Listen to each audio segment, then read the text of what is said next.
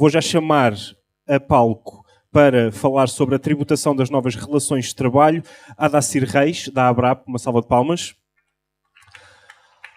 Alberto Barreix, do SEAT. O deputado federal Carlos Veras. O ministro do Tribunal Superior de Trabalho, Ives Gandra Martins Filho. O professor do IDP ISCS-PIFIB, José Roberto Afonso. E a professora da Universidade de Coimbra, Matilde Lavouras. Para moderar este debate, chamo a palco Amanda Lima, do Diário de Notícias Brasil.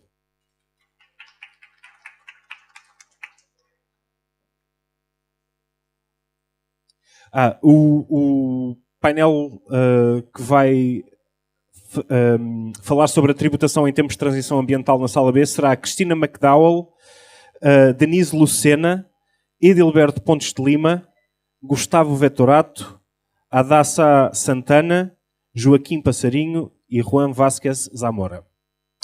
Entretanto, estes senhores podem se sentar para falar sobre a tributação das novas relações de trabalho. Estejam à vontade.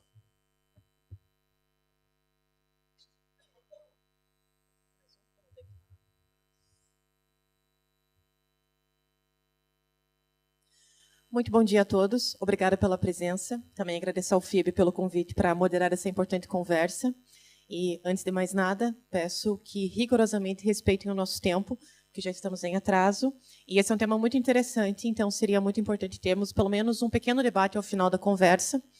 Por isso, serei rigorosa com o tempo de cada interveniente. Bom, todos já foram apresentados e eu quero começar com a professora Matilde. Seja muito bem-vinda a este painel. E começo perguntando como os países europeus, em especial Portugal, do ponto de vista tributário, têm abordado as novas formas de trabalho neste mundo com tantas transformações. Obrigada. Muito obrigada. Agradeço, antes de mais, o convite muito rapidamente na pessoa do professor Zé Roberto. É um gosto estar convosco. Cumprimento todos os presentes, todos os colegas da mesa. Bom, tentando ser breve, direta, respondendo à sua questão. A Europa, a este nível, tem algumas diferenças face aos Estados Unidos da América, portanto, à América do Norte, e também à América do Sul e América Latina. Há aqui uma tendência para a manutenção ainda de modelos de trabalho muito formais. E, portanto, as alterações são muito no campo do direito laboral, que depois se refletem no direito tributário. E no direito tributário, embora não exista harmonização dentro da União Europeia, não há uma harmonização formal, mas há uma compatibilização, o que faz com que aquilo que se passa em Portugal e em Espanha ou em França não seja tão diferente assim. E deixamos de ter os tais contratos de trabalho formais, aquilo que nós chamamos no imposto de renda, o nosso IRS, o trabalho dependente, para passarmos a ter aquilo que sempre tivemos, mas agora de forma mais intensa, trabalho independente ou rendimento de trabalho em sede de categoria B. E aí não há tanta diferença assim face ao que já tínhamos. O que vamos tendo é novas profissões, ou seja, vamos tendo novos afazeres com a intermediação de uma empresa ou não. E não há muita diferença assim, quando há uma ideia generalizada, errada, mas generalizada, de que a criação de uma empresa traz benefício face à tributação do rendimento em sede de imposto sobre pessoas singulares. Não é bem assim. Tudo dependerá, naturalmente, do cumprimento escrupuloso das normas. E se estivermos a falar nisso, se estivermos a falar no cumprimento escrupuloso das normas de direito tributário, o que nós vamos verificar é que até há vantagens em ser tributado em sede de rendimento sobre pessoas singulares. Na categoria B, porque há algumas despesas que não são são consideradas como despesa e, se formos em sede de categoria de imposto sobre o rendimento de pessoas coletivas, são objeto de uma tributação autónoma. E às vezes há aí algumas confusões com essas situações, as pessoas fogem para a empresa quando na verdade podiam estar elas a título individual. Há uma vantagem, no entanto. E essa vantagem eu vejo como uma desvantagem, mas os jovens veem-na como vantagem, que é maioritariamente não haver contribuições para a Previdência Social, para a Segurança Social.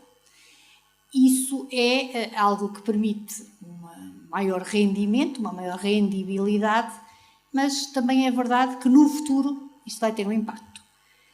E temos também que considerar naturalmente, que podem perguntar-me, então, mas se eu crio uma empresa e trabalho em plataforma e trabalho através da empresa, como é que eu faço? O que é que acontece ao meu rendimento? Bom, eu vou ser tributado não em sede categoria A nem categoria B, mas como categoria guia, se não falha a memória, ou seja, vou ser tributado como rendimentos de capital, como se eu tivesse qualquer outro investimento. Mas isto não permite gerir o dia-a-dia. Ou eu tenho uma gestão de uma empresa remunerada e tenho o meu salário e por essa via tenho contribuições também para a Previdência Social, ou não tenho.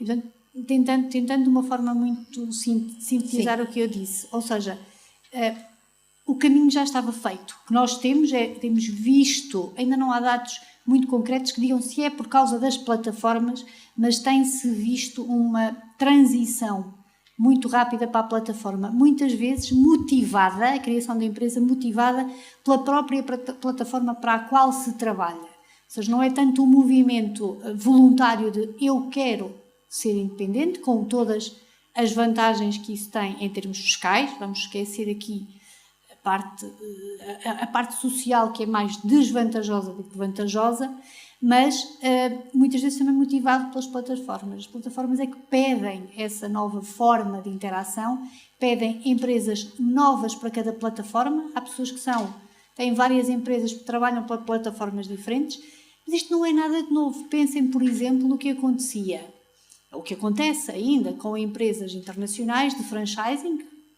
Por exemplo, a McDonald's, que exigia uma empresa própria para cada franchisado. Ou seja, não é nada de novo a esse nível. É novo porque temos cada vez mais um indivíduo que é dono de várias empresas, com todos os custos que isto tem também depois em termos de manutenção. Muito obrigada pela primeira intervenção. Agora, Alberto, creio que tem uma apresentação para fazer. Sí, no PowerPoint. Para ser rápido, tengo una presentación.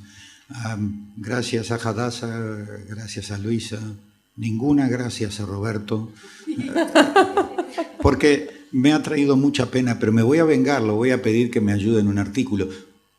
Salir de la caja del IVA, del Pilar 2 y meterse en este mundo que uno no sabe nada, solo los griegos lo disfrutan, saber que uno no sabe nada. Entonces, muy rápido, no salió el número, pero no salieron los números.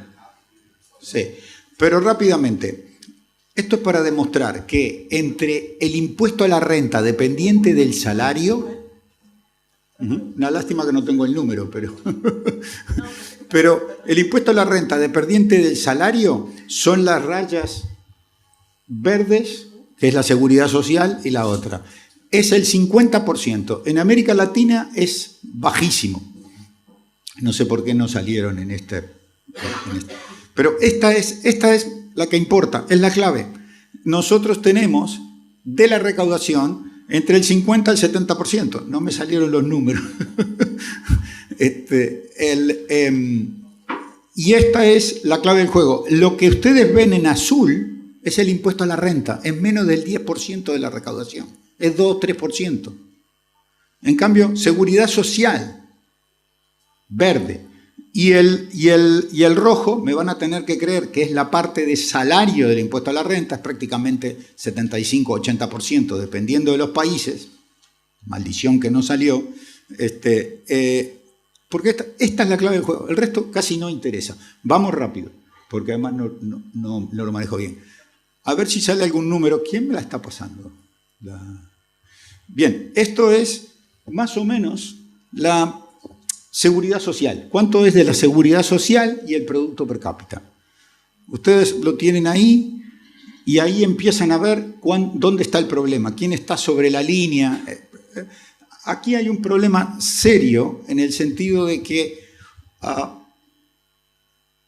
los países del sur de América y los países europeos somos los que en la otra gráfica dependemos mucho de la recaudación, entre el 50 y el 60%, de seguridad social y contribuciones a seguridad social e impuesto a la renta basado en el salario. La que sigue, por favor. La que sigue es el problema. Nosotros tenemos automación, que es, la S quiere decir sustitución, no me atrevo a ponerla porque ese es el problema, y la otra es aumentación. ¿Y qué pasa? El problema para mí es la transición. Yo le digo a mi hija, el problema es la transición, porque cuando termine la transición yo ya voy a estar muerto. Así que a largo plazo, ¿qué es lo que va a pasar? Que nadie sabe qué va a pasar, porque todos los que yo averigüé no saben qué va a pasar, se van a morir. Sigamos adelante. Rápido. Esto acá lo tienen, 50 y pico %. Los países, esto es el peso del salario en el Producto Bruto. La masa salarial en el Producto Bruto. Sigamos adelante porque en esto quiero ir muy rápido. La que viene. Esto es que dentro de esa composición de la masa salarial, el gran problema son los servicios, o la gran parte son los servicios. ¿Qué quiere decir? Ya no tenemos mano de obra agrícola, ya no tenemos casi mano de obra industrial, ahora vienen por nosotros, vienen por los servicios, un poco Hermann Hesse, ¿no? Ayer fueron por los... ¿no? Entonces, este va a ser uno de los grandes problemas que vamos a tener, porque esto es lo que la IA nos va a ir sustituyendo. No sabemos cómo, hay una serie de problemas. Sigamos rápido porque si no nos llego y tengo 5 minutos. La que viene, por favor. Esto es en América Latina. No sé por qué salieron estas rayas acá, pero es que nosotros tenemos, la próxima vez lo voy a correr antes, nosotros tenemos, además del problema anterior, tenemos una enorme informalidad. O sea, ya tenemos la gente afuera del sistema. Y esa gente que no está en el sistema es todavía peor que el anterior, porque no tiene ningún tipo de formación. Ya está fuera del mercado. Cuando venga la IA, va a echar a la gente del mercado y nos va a aumentar la informalidad o la peyotización en pequeñas empresas. Sigamos adelante. Entonces, el costo de la formalización, lo estudiamos en el banco ya hace como 8 años, es brutal. Y los primeros, que es lo que tengo que formalizar, me cuestan disparatadamente alto. Entonces, yo enfrento el problema de Europa, que depende mucho, pero nosotros tenemos el problema que tenemos también una gran dependencia de los salarios, de la masa salarial para nuestros ingresos, pero además tenemos un gran porcentaje de informales. Sigamos adelante. Y, por último, porque esto es un problema fiscal, cuando yo hablaba en el banco con la directora de educación, me decía, pero Alberto, vos siempre te ocupás de los ingresos, pero empezá a mirar los egresos. Somos, y ustedes lo miran después, un desastre en I+D, por supuesto, un desastre en inteligencia artificial y un desastre en educación. No solo en el porcentaje del PIB, sino en qué tipo de PIB, porque el PIB de Estados Unidos es 4 veces más grande. Entonces, esta parte fiscal también la tenemos que poner, porque no solo vamos a tener problemas con los ingresos, sino con los egresos. Sigamos adelante. No me quería olvidar. Entonces, ¿cuál es el problema fiscal? Entonces, ¿qué es lo que uno puede hacer? Bueno, lo primero es que va a tener que repensar. ¿El impuesto a la renta se va a perder? No estamos claros si el impuesto a la renta se va a perder. Si la IA aumenta, nosotros vamos a tener mucho más ganancias. Voy a ir muy rápido. Vamos a tener mucho más ganancias. Por lo tanto, si podemos cobrar lo que no cobramos nada de impuesto a la renta, inclusive Alemania, Estados Unidos, la China, vamos a tener que cobrar un poco más de impuesto a la renta. Para eso vamos a precisar ayuda internacional, vimos el Pilar 2, etcétera, etcétera. En el impuesto a la renta personal, el problema lo van a tener los europeos y los americanos. Los sudamericanos no tanto, porque nosotros el impuesto a la renta lo paga el 30% más rico de la población. Por lo tanto, esos en la aumentación, que la aumentación quiere decir complementariedad, nosotros vamos a cobrar. Como cobramos relativamente poco, podemos hacer una pequeña compensación. No vamos a poder cubrir, sobre todo los países de ingreso medio alto, y ya estoy terminando, no vamos a poder cubrir la seguridad social. Segundo, ¿podemos ir al Basic Income? No, no podemos ir al Basic Income. Podemos ir no al Universal. Vamos a tener que ir a los estudios como hizo el Altman, estudio que recomiendo leer, de apuntar exactamente a transferencia condicionada. Y el último punto, vamos a tener que ir a unos impuestos muy fuertes sobre el consumo, vamos a tener que tener un ahorro obligatorio, porque además tenemos un problema demográfico, nuestros niveles de dependencia van subiendo y los niveles de natalidad han ido cayéndose en picada, no solo en Europa, sino en América Latina. Entonces vamos a tener que complementar la seguridad social con seguridad social privada y con algo que cuando lo digo la gente me quiere pegar, es que vamos a tener que ir a un ahorro forzoso. Vamos a tener que generalizar el IVA. Ya están financiando el IVA en muchos lugares, en Chile, en Uruguay, en Brasil. Vamos a tener que ir al IVA, pero a un ahorro personal forzoso. Vamos a tener que hacer una seguridad social mucho más personal. Y vamos a tener un problema muy serio. Lo dejo para después y con esto termino. El problema está, esto si la IA triunfa, si le va bien, que no sabemos cuánto va a aumentar la productividad, no están claros. Hay estudios completamente diferenciados. El problema es si la IA falla, e aí hay um problema muito maior. Muitas graças. Lembrando que todas as apresentações dos painéis estarão disponíveis depois para todos os participantes no site do FIB para poder olhar melhor. Bom, agora o deputado Carlos Vera, do PT de Pernambuco, pergunto, na sua visão, quais seriam as prioridades do Congresso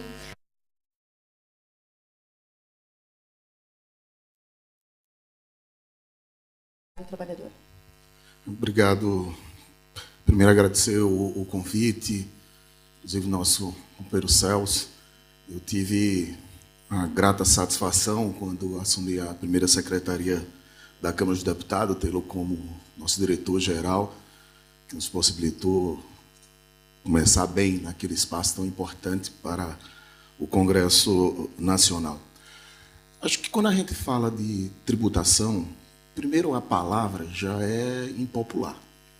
Ninguém gosta de pagar imposto, né? Ninguém gosta que seja retirado nenhum valor do seu salário. Tanto faz para a gente da classe trabalhadora como para o setor empresarial. Então, já é antipática. Uma antipatia já automática. Já automática, mas é necessária, porque todos nós precisamos da saúde pública, nós precisamos da educação pública, de segurança, nós queremos nossa rua limpa, nós precisamos de saneamento, então é necessário que haja o processo de arrecadação para que o Estado garanta a condição de vida digna para a população.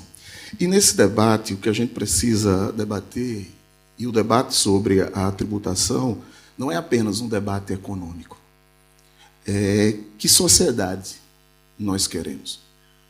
O que nós queremos para essa classe trabalhadora? Nós queremos um futuro mais digno? Como vamos tratar a proteção, inclusive, desses trabalhadores? As pessoas são mais vulneráveis, inclusive. No Congresso Nacional, nós temos mais de 200 proposituras, inclusive, de lei, para tentar encontrar caminhos. Nós temos, inclusive, aqui o Augusto Coutinho, que é relator de um projeto de lei que trata sobre a questão dos aplicativos, das plataformas.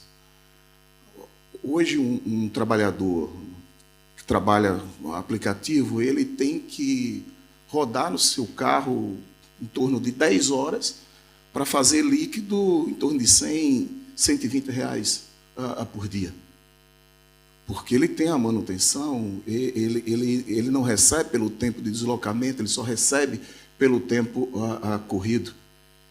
E qual é o caminho, como é que a gente vai fazer para que esse trabalhador, no futuro, tenha alguma proteção, alguma seguridade? Como é que a gente trata a questão da previdência? Vão ter direito à aposentadoria? Não vão ter? A previdência pública é uma das maiores políticas de distribuição de renda. Quanto menor o município, mais dependente, inclusive, dos aposentados e aposentadas para manter o comércio funcionando. Então, a gente tem que fazer esse debate como um todo, olhando para a previdência, que não pode ser só com aumento. A gente já teve uma reforma previdenciária, e não pode ser só aumentando a idade mínima para se aposentar. Não pode ser a única fonte de arrecadação para a previdência, a contribuição direta da empresa ou do trabalhador. Então, a gente tem que ver formas, e temos que fazer esse debate em conjunto. Não tenho dúvida que os ataques constantes que vêm sofrendo as instituições, às vezes nos paralisa nesse debate. Às vezes o debate, muitas vezes a polarização política também às vezes nos paralisa e deixa de fazer um debate tão importante sobre a luz de um tema como esse. Nós tivemos uma reforma trabalhista que abriu com o processo de pejotização, facilitou para alguns trabalhos ou prestação de serviço, mas para o outro caminhou para o processo de precarização das relações de trabalho.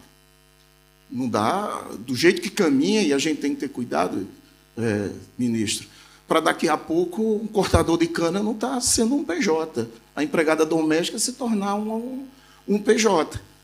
E ainda tem todo um processo aí de diminuição no processo de arrecadação. Então, a gente precisa aprofundar, acompanhar de perto. O Legislativo está atento, está fazendo esse debate.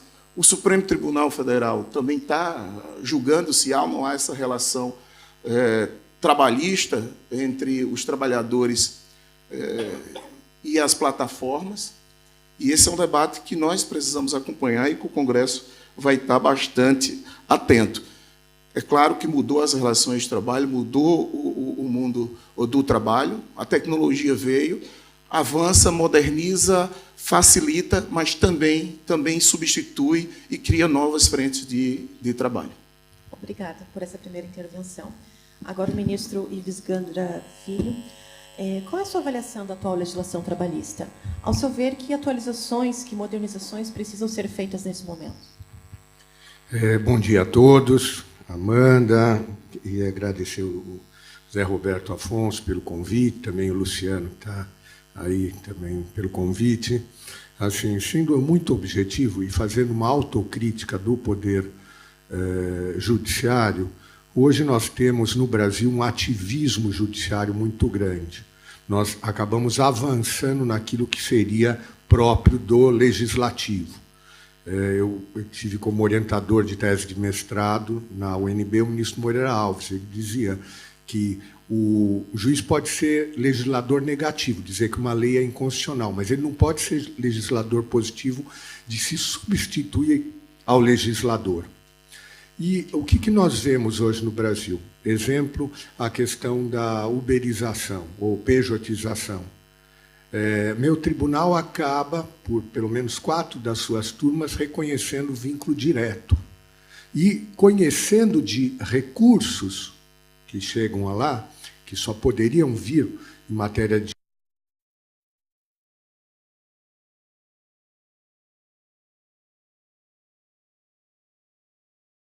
vínculo de emprego com base no artigo 1º, inciso 3º da Constituição, o princípio da dignidade da pessoa humana.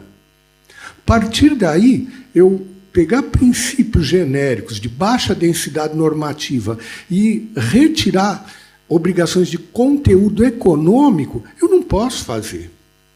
O Supremo, nessa matéria, tem sido bem liberal, ao contrário do meu tribunal, que é bem protecionista. O que o Supremo decidiu em matéria de terceirização e outras modalidades contratuais? Decidiu no tema 725 que é possível terceirizar qualquer atividade, fim ou meio, e também outras modalidades contratuais. E aí estaria a pejotização. Só que há sempre um embate entre o meu tribunal e o Supremo, porque sempre que o Supremo define um tema, principalmente nesse campo das novas modalidades contratuais, o meu tribunal diz: eu não vou aplicar porque tem um distinction. Quando eu vejo o advogado chegar lá na tribuna e falar: não, o meu caso tem um distinction, eu já fico arrepiado, porque é para não cumprir a lei. Pois bem... Mas aí fica uma queda de braço. Qual é o tribunal que está certo? O Supremo, que é o que dá a última palavra. Na prática, os advogados não querem nós teríamos que seguir as decisões do Supremo. Então, o que eu noto é que a diferença entre economistas, aqui nós temos economistas e juristas. O economista é a ciência do ser, como é que anda a economia, como funciona. Há fenômenos irreversíveis, a terceirização, essas novas modalidades, as novas tecnologias são irreversíveis. Mas querer colocar tudo dentro do mesmo molde no Brasil da consolidação das leis do trabalho é você colocar um espartilho que faz com que o Supremo comece a dizer que a Justiça do Trabalho só tem competência para aquilo que for relação de emprego. E a dificuldade hoje que nós temos no Brasil, só para dar um outro exemplo, comentava com alguns, hoje o Bolsa Família no Brasil, em vários estados, está afastando do emprego porque a pessoa prefere receber e não trabalhar. Eu tenho o exemplo do Mato Grosso do Sul e Minas Gerais, que os presidentes das duas federações da indústria dizem assim, nós não conseguimos mão de obra por causa do Bolsa Família. A empregada doméstica não quer que assine carteira para continuar ganhando Bolsa Família. Depois que é dispensada, vem pedir o vínculo de emprego. Então, só para ir concluindo, vejam que interessante. Conversando com o ministro Gilmar, nós temos assim, muita semelhança de pensamento em matéria trabalhista e matéria econômica. O que nós teríamos que resolver o problema da pejotização? É não admitir para determinadas atividades que ou é inadequada à pessoa jurídica ou é vulnerável àquele tipo de trabalhador, essa figura não se adapta. Então, como o deputado dizia, a questão de empregada doméstica, gari, pedreiro, essas profissões não seriam passíveis de pejotização. Agora, no resto, é possível. Agora, nós temos que resolver, tanto em relação a Uber, né, as plataformas digitais, quanto a questão de PJ, é garantir que a previdência seja recolhida, que o tributo seja recolhido. Porque o cânon que, no meu tribunal, se tem como indiscutível é que o risco da atividade econômica é do empresário. Então, fazer com que o empregado adote pessoa jurídica seria transferir a ele, e ele realmente, às vezes, não recolhe como autônomo a previdência. Então, nós temos esses problemas que eu acho que é muito mais para ser resolvido pelo Legislativo do que pelo Judiciário. Obrigada, ministro. Vamos agora falar de previdência privada, que também é um assunto aqui já mencionado. Acredita que hoje no Brasil isso está sendo incentivado? Quais são as vantagens para os trabalhadores, sejam aqueles que trabalham como autônomos ou os demais? Qual é esse cenário no Brasil hoje da previdência privada? Bom, primeiramente, bom dia a todos vocês. Me permitam aqui usar esse tratamento. Agradecer ao professor José Roberto, presidente Vitalino, por esse honroso convite. Cumprimento a todos aqui, esse ilustre auditório, aqui na pessoa do Toninho Trevisan, na pessoa do professor Luciano Fuch, e a mesa na pessoa do ministro Ives Gandra. Eu considero que o sistema previdenciário no Brasil, no mundo, resulta de uma engenhosidade humana, do associativismo, de uma inteligência que se deu por meio de pacto entre gerações. Os ativos ajudam a financiar os inativos.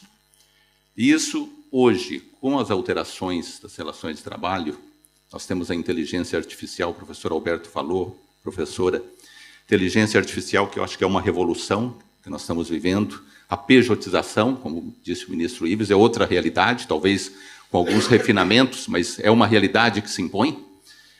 A intermitência do trabalho, a extraterritorialidade do trabalho. Eu entendo lá dos bancos da academia que que a tributação é uma capacidade inerente ao Estado Nacional. E, no entanto, com a extraterritorialidade, nós temos hoje alguns desafios, não é, professor Heleno? Algumas perplexidades.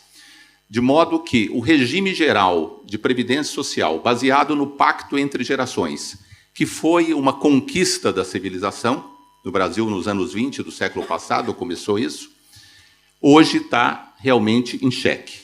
tivemos um tempo em que se computava o tempo de serviço, depois evoluímos na emenda de 98, emenda 20 de 1998, há pouco tempo, em que se criou o regime contributivo, com base na contribuição, depois a idade mínima, e agora nós temos uma discussão a fazer por conta de que o sistema de financiamento está em colapso, como ressaltou o professor Alberto.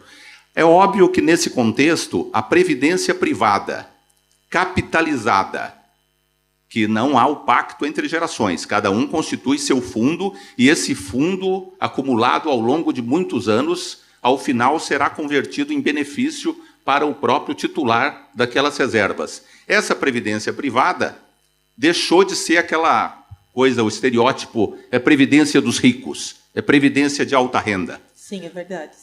Sempre houve esse pensamento. Não houve? Sim. E há ainda, às vezes, em alguns segmentos. A minha geração foi ensinada de certa forma assim no Brasil. E aí, a previdência privada, baseada no regime de capitalização, tem que ser compreendida em toda a sua extensão. Porque hoje, nós tivemos em 2004, professor José Roberto, 2004 é que foi reconhecida a portabilidade em que as reservas de um participante, ao quebrar o vínculo empregatício e esse participante para outra empresa, ele então passou a portar essas reservas, ter o direito de portar essas reservas. Só foi em 2004. Não havia, ele perdia isso. Então, foi um aperfeiçoamento do sistema. E agora, hoje a gente fala em importar reservas, teríamos que avançar até do ponto de vista transnacional. Agora, com a intermitência do trabalho, com a sazonalidade, com a informalidade, as pessoas terão que acumular reservas. Eu acho que num país como o Brasil, o regime geral de previdência social é importante, tem uma função, ainda que é um regime hoje consagrado contributivo, mas acaba tendo um viés de renda mínima, de assistência social. Claro. Mas ele não terá mais o alcance por uma questão óbvia de financiamento, com todas essas alterações nas relações de trabalho e relações demográficas. O Brasil, a partir de 2042, é um fenômeno novo, a partir de 2042, segundo o IBGE, a população brasileira começará a decrescer. Hoje, a média de idade no Brasil já é de 39 anos de idade. Então, não é mais aquela história da pirâmide. Na verdade, já virou um barril meio barrigudo. Então, nós temos que reformular o sistema previdenciário de modo que o regime geral, baseado no pacto entre gerações, tenha um papel, mas um papel que não terá a abrangência de hoje, e a previdência privada, capitalizada, com base na constituição de reservas. Só em 98, nós constitucionalizamos o princípio da capitalização da previdência privada no Brasil. Esse regime de previdência privada, naturalmente, terá um alcance maior em razão da própria fluidez e da mobilidade e de todo esse dinamismo das relações de trabalho. Então, eu entendo que a previdência privada terá forçosamente, é uma realidade, um papel maior na proteção previdenciária, e nós teremos que desenvolver um regime tributário que estimule o jovem a formar essa poupança, estimule o empregador ou aquele contratante num regime de PJ a aportar alguma coisa em favor daquele empregado. Eu creio que isso poderá ser tema de uma segunda manifestação. Regime tributário que será vital para que nós possamos fazer essa transição e garantir uma proteção previdenciária para os trabalhadores. Obrigado. Obrigada. Peço só quem está cuidando aqui do ecrã que atualize o tempo, porque senão os meus intervenientes vão achar que tem mais tempo do que realmente tem. Então, agora, para começar realmente com 5 minutos. Bom, José Roberto Afonso, como você gostaria de abordar um tema muito das relações Brasil-Portugal, que é a relação de trabalho transnacional. Temos muitos fenômenos aqui envolvidos, por exemplo, os nômades digitais. Temos aqui em Portugal uma crítica muito forte a nós, imigrantes, sendo que nós somos muito importantes na contribuição para a segurança social. Como você vê esse cenário das relações, especificamente de trabalho Brasil-Portugal, nesse sentido? Obrigado, Amanda. Eu acho que essa questão do trabalho transnacional que você traz, queria que contextualizar, né, se insere no que nós estamos falando, novas modalidades de trabalho, né? O emprego deixou de ser sinônimo de trabalho, o trabalho com um horário fixo, no local fixo, né? Não é mais uma referência única, né? Não é que o emprego vai desaparecer, mas nós temos hoje no Brasil 52% dos trabalhadores ocupados hoje no Brasil não têm carteira assinada ou não são servidores públicos. Você precisa construir, né, um novo aparato social, acho que é isso tudo que a gente está falando aqui, para lidar com essa situação. São vários desafios, né? Matilde já estava colocando aqui desde o trabalhador independente, e você coloca essa outra novidade do trabalho transnacional, né? É uma tendência crescente e cada vez mais difícil. Nós temos aqui em Portugal, não sei se os brasileiros sabem disso, muito nômades digitais vindos, principalmente, né, do resto da Europa, mas Estados Unidos, que é a nova moda, né? Acabaram de descobrir Portugal. E como crescendo nessa figura você pode estar trabalhando aqui para uma empresa que está em Seattle vendendo um serviço para alguém que está no Vietnã. Quer dizer, como não pagando imposto aqui em Portugal, detalhe. Onde que paga imposto de renda, no caso da Estado americana, é só uma exceção, porque é global. Mas o resto do mundo, né, é esse tremendo desafio, e isso conecta, acho que como você estava falando, e esse que eu queria fazer o gancho, de a gente pensar a Seguridade Social também num conceito mais amplo, né? Até alertar, né? Em espanhol, e mesmo aqui em português de Portugal, quando a gente fala em Seguridade Social, basicamente está falando em previdência, o que a gente no Brasil trata como previdência. E a gente precisa ter uma política integrada também com a saúde, com a assistência e com o trabalho. E aí se insere, neste contexto, como que você financia todas essas ações, tem que estar conectadas, tem que ter uma lógica, e que se espera que seja equilibrada a distribuição entre os trabalhadores locais, né, e os trabalhadores estrangeiros. É lógico que acaba acontecendo, sendo Portugal, junto com a Itália, com o Japão, né, dos países que têm idade, o maior nível de idade, você tem uma necessidade urgente de novos trabalhadores, né, e esses novos trabalhadores acabam vindo muito da migração. O que eu acho mais preocupante é que boa parte deles está contribuindo para a Previdência Social aqui e depois é deportado, expulso, mas não carrega a Previdência que ele contribuiu, né? Aliás... Bastante curioso esse facto, realmente, ele é culpado por estar aqui, está pagando... Culpado por pagar a reforma dos e depois ele é expulso, mas não pode só, talvez, os brasileiros, se o INSS deixar, que podem carregar isso. Ou seja, a gente precisa reequilibrar isso, e eu acho que, acima de tudo, né, precisamos ter diagnósticos, mais dados. Nós vivemos na era dos dados, nenhum governo, em nenhum país, ninguém tem mais dados do que os governos, e dentro dos governos, ninguém tem mais dados do que o fisco. Nós precisamos trabalhar melhor esses dados para termos diagnósticos mais atualizados e daí formularmos políticas mais inteligentes, né? Não adianta perguntar para o ChatGPT, que ele não vai te dizer qual é a política tributária ideal e como que você, em particular nessa questão do trabalhador transnacional, onde é que ele deve contribuir. Quer dizer, talvez ele até diga que deve contribuir lá no Vale do Silício, né? Provavelmente. Ainda que as empresas do Vale do Silício, todas elas estão com sede na Irlanda, né? Mas não estejam lá, né, trabalhando. Mas, em suma, eu acho que é isso.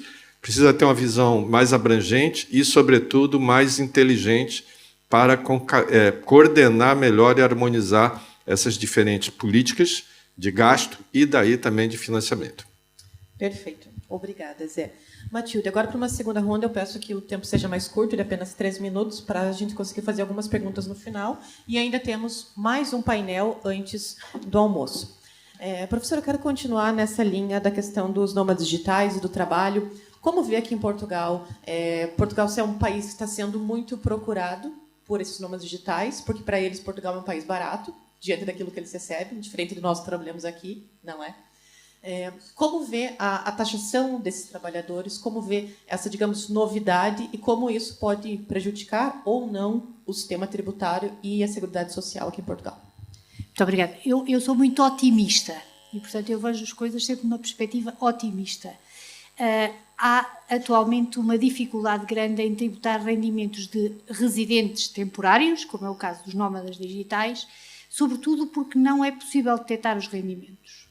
Ou há dificuldade que os pagamentos são feitos muitas vezes através de entidades também que não têm nenhuma relação com o território português, depois convertidos em cartões de pagamento que são utilizados cá.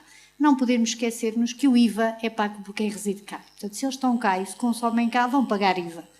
E essa transição, pode ser essa transição, e essa transição pode ajudar. Esta transição tem um problema gravíssimo do ponto de vista teórico, porque o IVA é um imposto materialmente regressivo.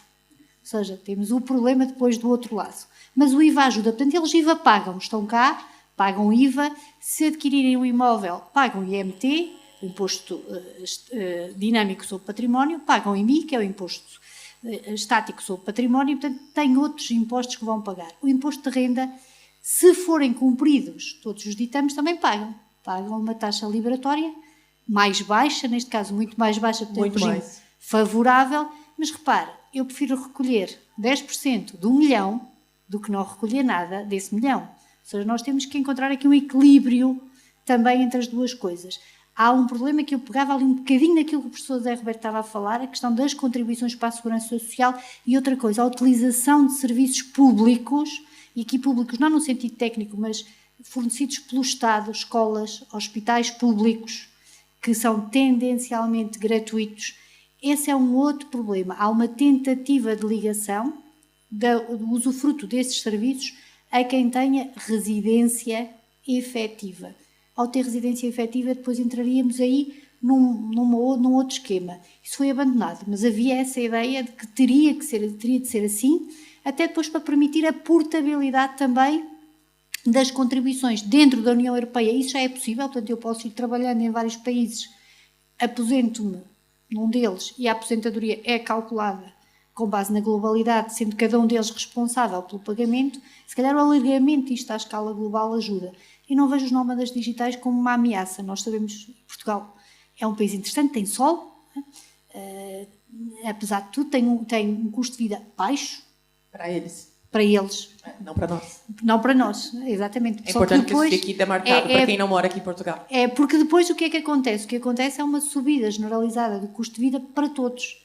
E deixando desconfortáveis quer as pessoas que por outras razões escolheram o nosso país para viver, quer para os que já cá estavam. E, portanto, há aqui essa necessidade de encontrarmos aqui algum equilíbrio. E eu acho que tem que ser isso. Tem que haver, se calhar, um imposto mínimo de renda. Já está uma boa ideia. Algo do género que diga, não, é nessas condições. Quando da concessão do visto especial de nómadas digitais, há muita coisa que pode ser feita. Ou seja, o tributário sozinho não resolve. Claro. Com outros, se calhar vai ajudar a resolver. Obrigada.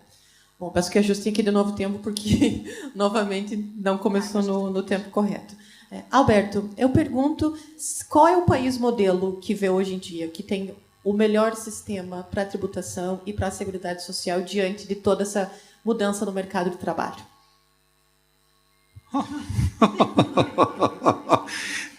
Arabia Saudita, porque recién está poniendo pocos impuestos y vive del petróleo. Podemos pensar en una democracia, pode ser. Podemos pasar a una democracia. Quedan pocas y van a quedar menos. Pues, infelizmente. No, yo creo que la seguridad social está impagable. Y no veo ningún país, ni los países nórdicos están pudiendo con la seguridad social. Y creo que no vemos el problema que va a venir. Y el problema que va a venir no es el final. Al final yo no sé, nos gobernarán las máquinas como HAL o todo, si el trabajo, si se acaba la meritocracia progresista y todo lo demás. El problema es la transición. La transición, cuando se puso el telar mecánico, los salarios se recuperaron, el empleo no se recuperó. Ahora va a ser peor porque nos van a sustituir a nosotros, vienen por los servicios.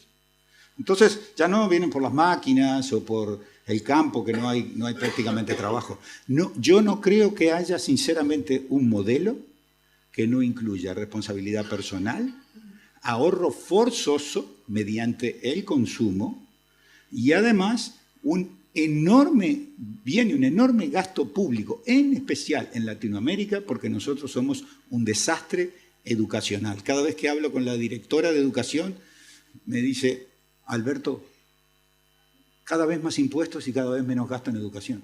Yo no lo puse, pero somos verdaderamente un desastre. Y el mundo del futuro es el mundo del conocimiento. Vamos a tener un problema muy, muy serio. Vale. Sobre todo en los países de renta media. Brasil, Argentina, Chile, Uruguay, Costa Rica, Panamá, los que nosotros tenemos seguridad social. No lo va a tener Perú. En Perú, el 50% de la población no va a tener pensión. Va a tener una pensión mínima. Gravísimo. Sí, pero también si estoy en Brasil y tengo un enorme déficit en la seguridad social pública, saldré vivo, también se va a tener. Lo único que lo estamos pasando para la generación que sigue. A pura deuda, igual que Estados Unidos. Deputado, pergunto nesse cenário não muito animador ou otimista que o Alberto nos traz. Como você vê o futuro da Previdência do Brasil? Que propostas... Pergunto isso também enquanto deputado que faz parte do partido do governo atualmente, né, do presidente Lula. Qual é a visão que tem de futuro nesse sentido para os brasileiros e as brasileiras? Nós temos que enfrentar esse debate. A Previdência Pública ela é muito importante para a sobrevivência de milhares e milhares de pessoas que já são aposentadas e outras que pretendem um dia também chegarem a se aposentar. Então, a gente precisa tratar desse tema, a gente não pode pesar a mão nem para um lado e nem para o outro, nós temos que encontrar o equilíbrio, tem que fazer esse debate de forma conjunta, tem que fazer o processo de arrecadação dessas novas formas de trabalho. Por exemplo, o PJ veio para poder facilitar a vida de alguns profissionais autônomos, não para uma outra empresa burlar e se livrar das contribuições, das responsabilidades que tem no recolhimento e na contribuição tributária. E isso a gente tem que acompanhar e resolver esse processo. Independente de quem seja o trabalhador, do valor que recebe, quando ele se torna PJ, às vezes, por si só, ele não quer fazer esse processo de contribuição, porque tem outras obrigações, outras prioridades no momento. Se ela não for recolhida de forma compulsória, ali, na fonte, na folha, por livre e espontânea vontade, vai ser muito difícil que essas pessoas façam o processo de adesão. Por outro lado, por exemplo, nós temos o programa Bolsa Família, que é aqui citado. O Bolsa Família nos garantiu novamente tirar o Brasil do mapa da fome. De 2023 para cá, saíram em torno de 8,6 milhões de famílias do Bolsa Família porque arrumaram um trabalho formal. O problema, e o que nós precisamos ver, é que tipo de emprego está sendo ofertado para os beneficiários do Bolsa Família. A diferença é que antes do Bolsa Família, a gente trabalhava por um prato de comida. Era o que era nos ofertado. A diferença agora é que essas pessoas não são submetidas ao trabalho escravo, que essas pessoas não são submetidas a um total trabalho de precarização. Elas têm a opção, inclusive, de poder optar por um trabalho mais digno. Hoje nós temos a maior categoria de trabalhadores, são os motoboys. E eu não estou falando daquele trabalhador que vai trabalhar no Uber como complemento de renda. É a principal fonte de renda dele. Quando ele se acidenta, ele vai para o hospital do SUS. Ele fica sem nenhuma renda. Ele não tem auxílio-doença. Ele não tem auxílio paternidade. Ele não tem licença maternidade. Ele não tem nenhuma proteção.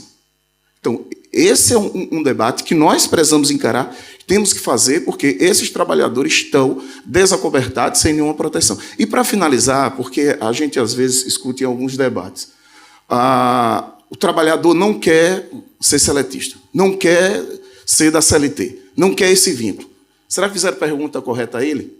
se ele quer férias, se ele quer 13º, se ele quer licença maternidade, licença paternidade. Será que foi feita a pergunta direito para esse trabalhador? Porque eu acredito que todo trabalhador quer isso. O que a gente precisa é dosar, organizar e, como eu digo, sem pesar a mão, nem para um lado para o outro, mas a gente precisa encontrar o caminho, precisa encontrar a saída todos juntos.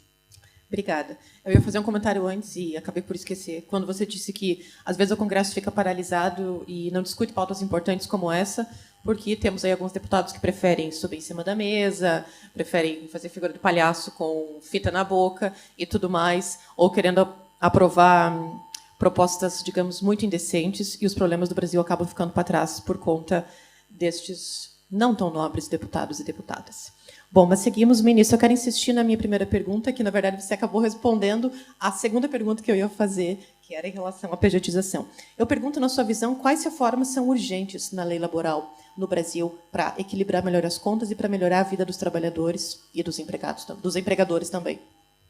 Então, pegando também o gancho do que estava sendo comentado aqui em relação à Bolsa Família, em relação à uberização, todas essas novas fórmulas, nós precisamos realmente encontrar a solução. Mas a solução, quando o deputado diz, tem que fazer a pergunta certa.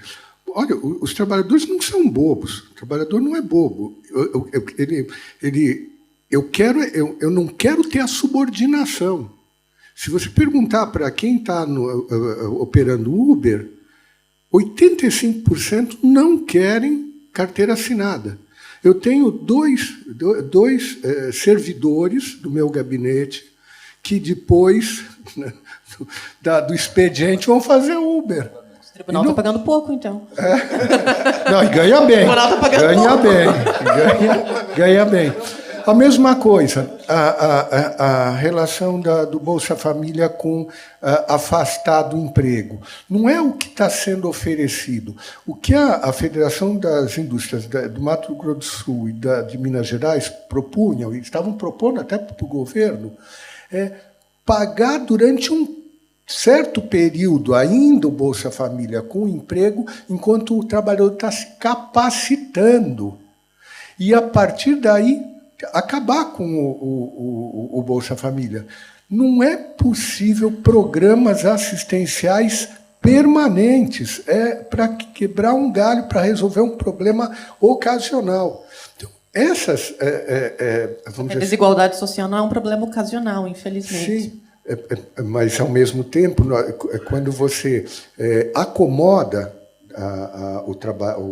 a pessoa recebendo Bolsa Família e não tem perspectiva, né, de vir a trabalhar, quando se oferece, por exemplo, dois exemplos que eu verifiquei, abatedouro de suínos e abatedouro de bovinos. Quer dizer, você precisa só de uma capacitação, mas depois você vai ganhar muito mais do que você ganharia recebendo Bolsa Família. Mas esse debate, desculpa interromper, ministro, mas esse debate não está ultrapassado de que o valor do Bolsa Família é o suficiente para uma família sobreviver e de que ela não precisa de nenhum trabalho? É que, assim, eu moro em Portugal há 6 anos e eu realmente não sei. Mas esse debate realmente não está ultrapassado? O que me impressiona é, realmente, por exemplo, pegando Mato Grosso do Sul, você tem o maior abatedouro bovino do mundo em Campo Grande e o maior do Brasil em Dourados de suíno. Eles estão com metade da capacidade ociosa porque oferece emprego e ninguém quer, porque estão ganhando o Bolsa Família. Deputado, me atualiza. Qual é o valor do Bolsa Família hoje? Se lembra de cabeça, assim? Olha, ele não chega a um salário mínimo. Tá? Não chega a um salário mínimo. E outra, quando o trabalhador do Bolsa Família consegue um emprego, há uma regra de transição. Tá? É uma renda por pessoa na família de R$200 a R$700. Ele continua por um ano recebendo 50% do que ele recebia do Bolsa Família. Eu sou defensor, por exemplo, que o trabalhador que for fichado com o salário mínimo, ele continuasse recebendo integral o seu Bolsa Família. Porque eu sou defensor de renda mínima.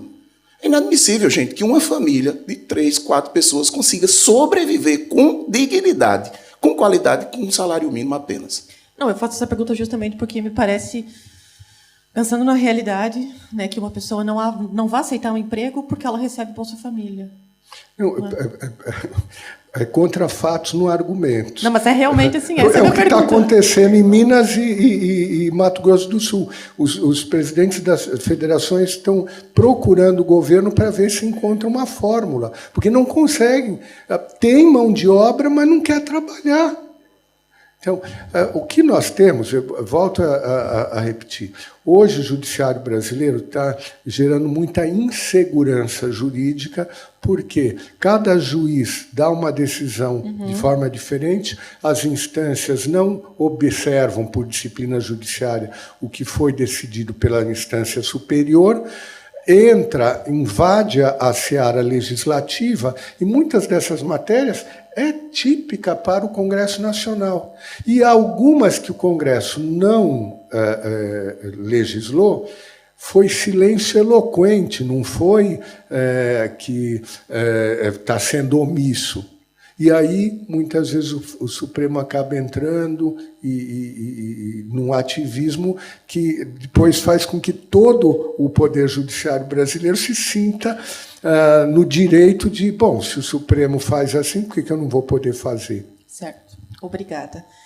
Bom, voltando agora à questão da previdência privada, pensando, digamos, nas pessoas que recebem Bolsa Família e não querem trabalhar, ou pensando nas pessoas que recebem muito pouco, há um incentivo verdadeiro a elas, seja por parte da iniciativa privada ou mesmo por parte do governo, para que elas se precavenham e tenham também uma previdência privada e assim tenham, digamos, uma velhice mais confortável? Ótima pergunta. Cumprimento o senador também Espiridião, a mim aqui presente, grande congressista. O tratamento clássico para incentivar a poupança previdenciária de longo prazo é via diferimento tributário. Há uma dedutibilidade do que se contribui para esse fundo previdenciário.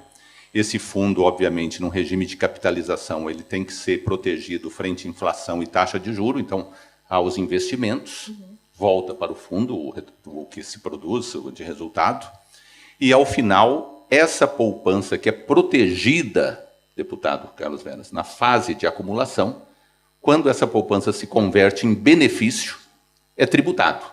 Porque, na verdade, a poupança é também uma troca no tempo. Eu renuncio ao consumo hoje para um consumo futuro, para uma proteção, uma renda futura. Nós temos no Brasil, tivemos a partir de 2004, depois de muitas idas e vindas, trancos e barrancos, o diferimento tributário em relação ao imposto de renda das aplicações. Então, hoje, se protege essa poupança na acumulação e na fase do recebimento se tributa pela alíquota de imposto de renda progressiva ou regressiva. Então, nós estamos, nesse ponto, alinhados com um padrão, digamos assim, internacional. Okay. O que nós temos agora com essas alterações das relações de trabalho e a previdência privada, professor José Roberto, tendo um alcance maior ou precisando dar uma cobertura maior, nós precisamos avançar. Primeiro, resolver alguns problemas, aí, algumas pedras no caminho. Por exemplo, hoje o setor, professor Trevisan, está discutindo no Supremo Tribunal Federal, previdência privada, entidades fechadas, sem fins lucrativos. Vejo aqui o doutor André, ilustre diretor-geral da Polícia Federal. Os delegados, servidores da Polícia Federal, hoje têm a FUNPRESP executivo. O fundo só existe para isso, para complementar a renda dos servidores do Executivo Federal. Tem o FUNPRESP Jude, dentro do Judiciário. Falando de salários mais altos. Mas já não tem a integralidade do benefício que havia antes, Sim. Desde 2013. Então já há uma divisão de responsabilidades, previdência básica e previdência complementar. Perfeito. Para esses servidores. E nós estamos, no entanto, discutindo no Supremo Tribunal Federal se essas entidades, que no Brasil são sem fins lucrativos, são capitalizadas, mas sem fins lucrativos, juridicamente falando, se elas têm faturamento, se elas têm receita bruta sobre as despesas. A fundação tem que pagar a conta de luz, a conta de telefone, a conta de TI, e isso está sendo entendido que seria faturamento e gerando PIS e COFINS. Então, a Previdência Complementar, que integra também o sistema de seguridade social, no capítulo da Ordem Social da Constituição Federal, portanto, distensiona o próprio Estado brasileiro, paga PIS e COFINS hoje, sendo obrigado a essa discussão jurídica, espero que tenha um bom termo, ajuda a financiar outra perna da Seguridade, então tira daqui e põe ali.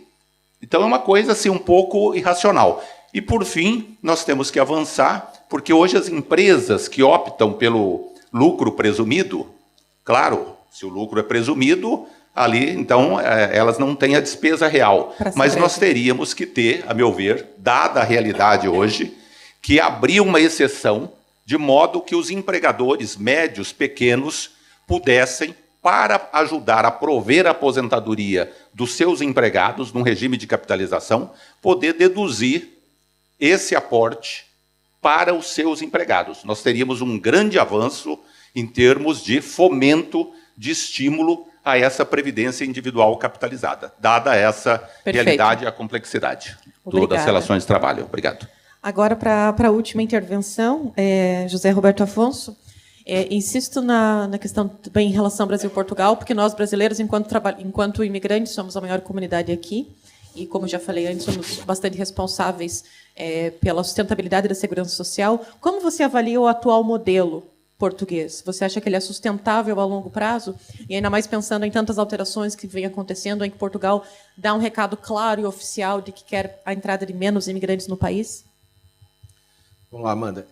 Com certeza é um sistema tradicional, como a gente diz, envelhecido, e é uma corrida contra o tempo. É igual a gente está aqui hoje, correndo contra o tempo para conseguir almoçar. Eu não sei, aliás, que horas a gente vai almoçar, mas eu sei que horas a gente não vai ter almoço. 13h45 não vai ter almoço. Né? Então, esta questão, lógico, o que acontece em Portugal com o envelhecimento, que inclusive está no resto do mundo, como já foi comentado aqui, o Brasil vai chegar lá, a China vai chegar lá, precisa discutir um novo modelo. Aí eu queria fazer um gancho, Amanda, se você me permitisse, até ouvindo aqui o debate, sobretudo que o deputado estava colocando, o Adacir, o ministro, eu acho que a gente precisava olhar um pouco mais para o Brasil e voltar naquela questão semântica. O Brasil tem um conceito de seguridade na Constituição que não foi posto em prática. Lógico, você tem o benefício, como já foi falado aqui, da Previdência, tem o benefício da Bolsa Família, tem o sistema de saúde pública. Eu não tenho uma visão integrada disso. Na verdade, a Constituição brasileira pede que você tenha uma ação integrada sobre essas políticas. Nós não temos. E mais do que isso, a Constituição brasileira é a única do mundo que diversificou as fontes de financiamento. Não é só folha salarial.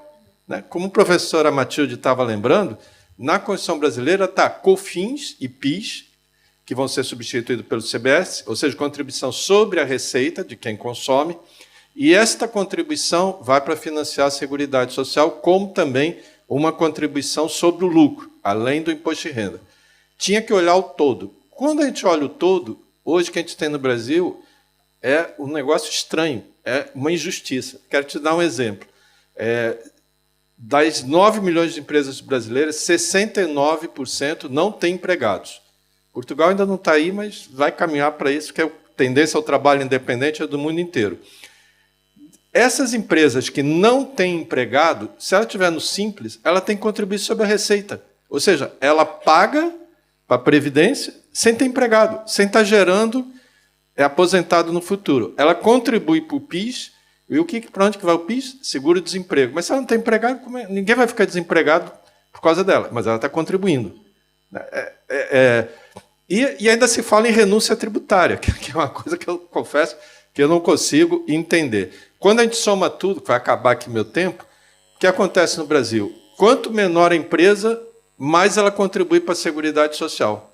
Quando eu conto salário, porque é salário, no caso da pequena empresa, ela não contribui sobre o salário, ela contribui sobre a receita, mesmo não tendo funcionário, volto a insistir nisso. Quando eu conto o lucro, a tributação do lucro, como a gente ouviu aqui ontem, não é 2%, é 1,6% no país.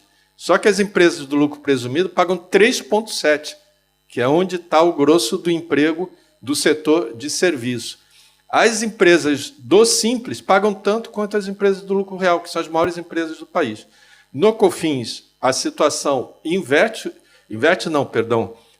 O Simples passa o lucro real e na Previdência Social só dá Simples. Então, a gente precisa rever, nós temos um sistema injusto, mas, ao mesmo tempo, que me permite, como acho que foi colocado aqui, e eu quero concluir, é ter uma política tributária mais inteligente. Não adianta perguntar para o ChatGPT que ele não vai te responder como é que tem que fazer isso. Mas a gente tem que harmonizar esses impostos, como, por exemplo, permitir que o que você contribuir, o empregador que tiver empregado e contribuir sobre salário, possa deduzir parte disso da contribuição sobre faturamento e lucro, e, com isso, a gente premiar quem emprega, né? Porque, como eu já disse, no caso brasileiro hoje, mais da metade dos trabalhadores brasileiros não tem emprego, tem trabalho. Por isso, inclusive, que a Justiça estava brincando com o ministro, né? Ives, o TST é TST e não TSE, é Tribunal Superior do Trabalho e não é Tribunal Superior do Emprego. Ele tem que voltar a ser do trabalho. Com certeza, debates como esses são muito mais importantes para darem ideias do que perguntar ao ChatGPT. Muito obrigada a todos. Por conta do tempo, não poderemos fazer espaço para perguntas e debate. Ficam convidados para o próximo painel, que será breve, não é? Aqui mesmo. E depois vamos para o almoço e à tarde continuaremos com debates muito interessantes aqui no fórum. Obrigada a todos.